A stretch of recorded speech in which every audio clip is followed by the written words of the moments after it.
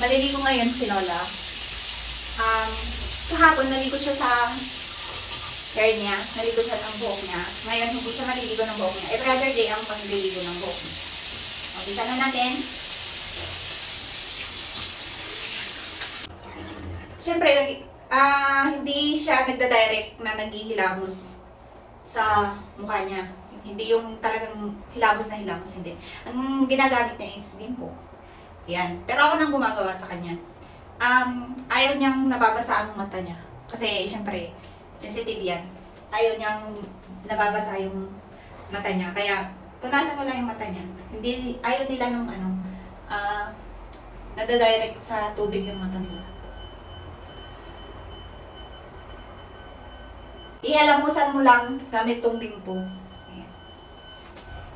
Ano namang pasa yung nasa Siyempre, di ba, pag nililiguan natin sila, double check nyo na din yung katawan nila. Kung may mga pasa-pasa, kung may mga sugat-sugat, ganyan.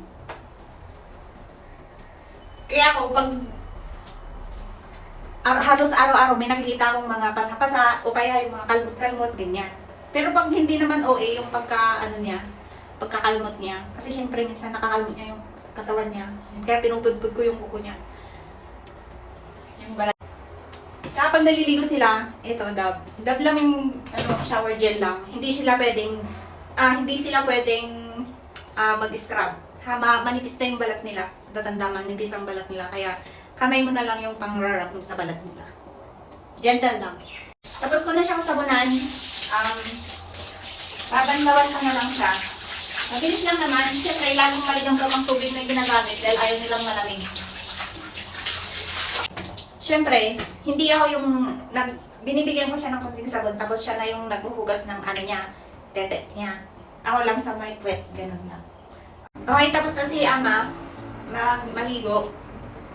Ngayon naman, pupunasan ko na lang siya.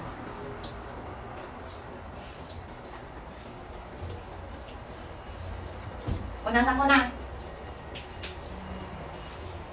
Tsaka pag pinunasan nyo ng towel yung mga elder, yung lang, tap-tap lang, ganyan, huwag nyo masyadong i-rub.